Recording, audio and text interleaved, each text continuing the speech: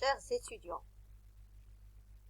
En continuité de ce que nous avons commencé en présentiel, nous traitons aujourd'hui un chapitre clé des opérations d'inventaire, intitulé « Les régularisations des charges et des produits ». Pour ce faire, nous adoptons le plan suivant.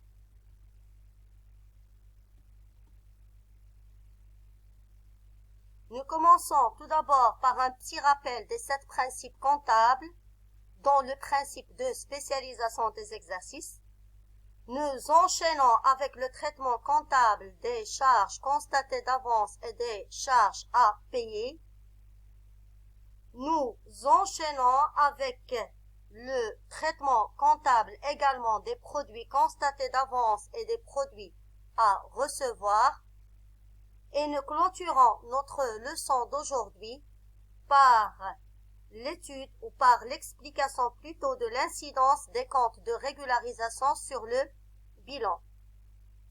En introduction, nous relevons que l'objectif assigné à la comptabilité normalisée à travers notamment les états de synthèse, qui n'est en fait que l'image fidèle, reste lié au respect des 7 principes comptables, dont le principe de spécialisation des exercices, appelé également principe d'indépendance des exercices, qui nous intéresse pour la leçon d'aujourd'hui.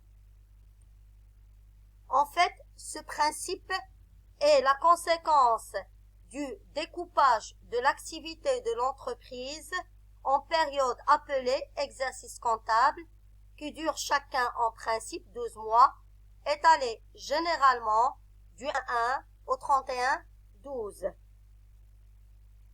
Pour expliquer ce principe, nous estimons qu'il serait plutôt préférable de commencer par un exemple très simple. En voici l'exemple. Donc, je lis l'exemple. Vous avez la société KMR à régler le indice 2019, une prime d'assurance couvrant une période de 12 mois à partir du indice 2019, montant 3600 dirhams, une prime qui a été payée par chèque bancaire. Si l'on trace un axe de temps pour concrétiser et pour expliquer plus cette opération, sur cet axe de temps, on peut constater que la prime d'assurance qui est payée le indice 2019 et qui couvre jusqu'au 30/9/2020, et en supposant que l'exercice comptable de cette entreprise va du 1/1/2019 au 31/12/2019, on trouve que la charge qu'il faut rattacher à l'exercice 2019 est de 3600 fois 3/12, ce qui donne une valeur de 900 dirhams. L'autre partie, 3600 fois 9/12, est une charge qui concerne l'exercice 2020 et qui doit être affectée à cet exercice. Et donc, selon ce principe, ne doivent être rattachés à un exercice comptable N que les charges et les produits le concernant. En d'autres termes, un exercice comptable ne doit ni supporter les charges, ni profiter des produits d'un autre exercice. L'application comptabilité a pour conséquence directe la régulation des charges et des produits. Les régularisations des charges avec 2 variantes, à savoir les charges constatées d'avance et les charges à payer, et les régularisations des produits avec également 2 variantes, à savoir les produits constatés d'avance et les produits à recevoir. Toutefois, ne précisons que la régularisation des charges et des produits n'est pas la seule conséquence de l'application du principe de spécialisation des exercices. En fait, le respect de ce principe implique également la pratique, entre autres, d'autres traitements comptables, comme les régularisations des stocks. Et pour avancer plus d'explications, passons maintenant à notre deuxième point, à savoir les régularisations des charges. Concernant cette régularisation, on distingue entre les charges constatées d'avance et les charges à payer. Mais qu'est-ce qu'on désigne par une charge constatée d'avance? Si je reviens sur l'exemple introductif de la prime d'assurance, qui était une charge comptabilisée au cours de l'exercice 2019, mais se rattachant pour une partie à l'exercice 2020, à noter entre parenthèses que le rattachement à un exercice ultérieur peut concerner la totalité de la charge. La prime d'assurance, ou bien la valeur de 2700 dirhams qui concerne l'exercice 2020, est appelée charge constatée d'avance. Donc une charge constatée d'avance, c'est une charge qui est enregistrée au cours de l'exercice N, dans ce cas l'exercice 2019, alors qu'il concerne en totalité en partie l'exercice suivant, dans ce cas l'exercice 2020. Donc ce sont les 2700 qui constituent une charge constatée d'avance et non pas les 3600. Les 3600 c'est le total des deux. Les 900 dirhams, c'est la charge qui concerne l'exercice 2019 et qui a été payable en 2019. Donc cette charge plutôt ne nécessite pas une écriture de régularisation. Ce sont les 2700 dirhams qui nécessitent une régularisation et un ajustement à faire de la part du comptable. On peut donner d'autres exemples pour ce type de charge. On peut donner des exemples des achats de marchandises, des matières, des timbres qui ne sont pas utilisés par une entreprise jusqu'au 31/12/2019, ou bien N, si vous voulez dire, et qui sont restés en stock pour une utilisation lors des exercices ultérieurs. On peut donner également l'exemple des cartes téléphoniques qui sont prépayées et qui ne sont pas utilisées, les frais d'abonnement qui sont généralement payables en avance. Donc, on remarque qu'il s'agit de charges qui sont enregistrées au cours de l'exercice N en raison de la présence de pièces justificatives, mais qui concernent en partie en totalité l'exercice N+1. Donc, il s'agit de charges à cheval sur 2 ou plusieurs exercices et qui ne concernent pas dans leur totalité l'exercice N. Donc, passons maintenant au traitement comptable. Ces charges nécessitent des écritures de régularisation. Mais comment ces écritures doivent se traduire en comptabilité? Eh bien, pour régulariser ce type de charge, le CGNC stipule que toute charge comptabilisée au cours de l'exercice N, mais se rattachant à un exercice ultérieur, doit être déduite des éléments constitutifs du résultat de l'exercice en cours. Et on sait bien que pour déduire une charge, on procède à la contrepassation. Le compte a été déjà débité. Je reviens sur l'exemple prime d'assurance. Au moment de l'opération, le compte a été débité. Donc, pour solder le compte, pour annuler 2700 qui ne concerne pas l'exercice 19, on doit créditer le compte. Donc, on utilise le procédé de contrepassation. Et puis, on inscrit les 2700 dans un compte de régularisation qui était dans ce cas le 3491. C'est un compte de régularisation ayant pour objectif uniquement de transférer toute une partie de charge d'un exercice à un autre. À préciser que l'enregistrement comptable est fait hors TVA, hors taxe. Passons maintenant à notre deuxième variante dans la partie toujours régularisation des charges, qui est charge à payer. Mais qu'est-ce qu'on désigne également par une charge à payer? En fait, c'est une charge qui est connue au moment de l'inventaire, mais sa pièce justificative ne sera reçue qu'au cours de l'exercice N+1.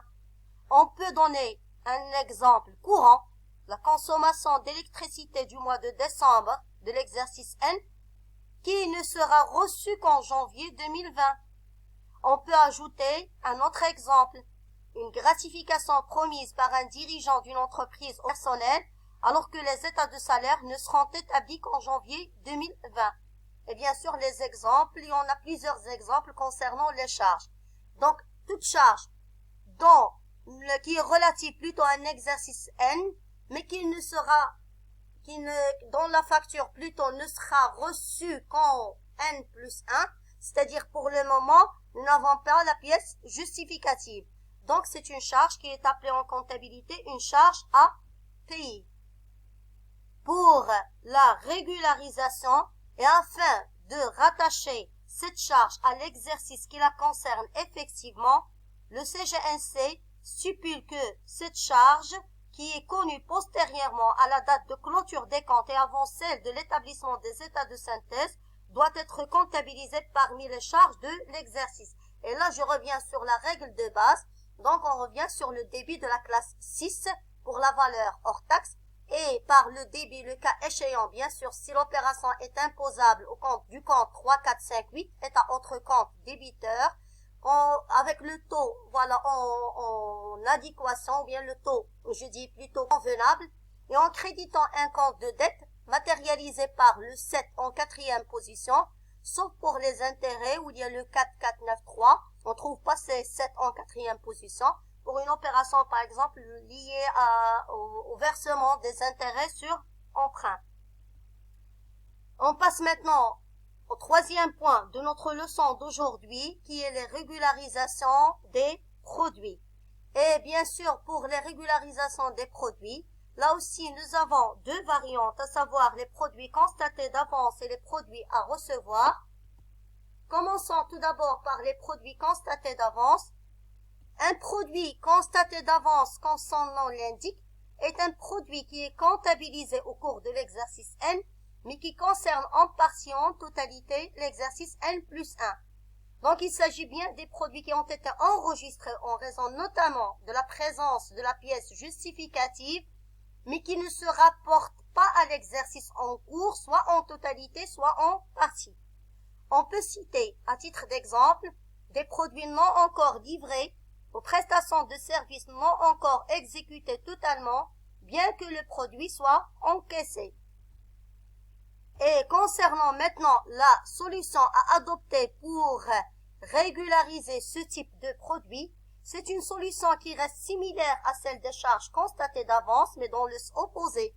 C'est-à-dire là, pour solder le compte de produit, déjà il a été crédité, et donc en jouant avec le procédé de contrepassation, on le débite par le crédit d'un compte de régularisation, et on change le 3 par le 4, ce qui donne le compte 4491, produit constaté d'avance, qui a la même mission que le compte 3491, c'est qui consiste à transférer toute une partie de produit d'un exercice à un autre. Pour ce qui est de la dernière maintenant variante, à savoir les produits à recevoir, il s'agit bien des ventes, des prestations de services ou tout autre produit qui a pour origine l'exercice N, mais pour lequel l'entreprise n'a pas de pièce justificative à la date d'inventaire. Et afin que le produit soit pris en compte pour le calcul du résultat de l'exercice N, les travaux de fin d'exercice doivent comporter l'ajustement suivant. On débite le compte de créance qui dépend de la somme en question et on crédite un compte de produit pour la valeur hors taxe et le compte 4458, le cas échéant pour la partie TVA. Et enfin, pour terminer notre leçon d'aujourd'hui, elle est à rappeler qu'il y en a quelques points à préciser. Je précise que les comptes qui se terminent avec le 9 en quatrième position sont des comptes soustractifs. Je précise qu'il faut suivre les enregistrements de régularisation du 31-12 par des écritures de contrepassation à l'ouverture de l'exercice suivant pour rattacher d'une part à l'exercice N sa charge et ses produits et affecter à l'exercice N plus 1 ses charges et ses produits. Et comme dernier point, il est à préciser que les comptes de régularisation apparaissent au niveau des post-régularisation qui appartiennent à la classe 3, actifs circulants hors trésorerie et passifs circulants hors trésorerie, c'est-à-dire la classe 4. Et on termine par une synthèse des 4 cas concernant notre leçon d'aujourd'hui, les charges constatées d'avance, les charges à payer, les produits constatés d'avance et les produits à recevoir, plus une série des exercices à travailler et à corriger avec vous lors des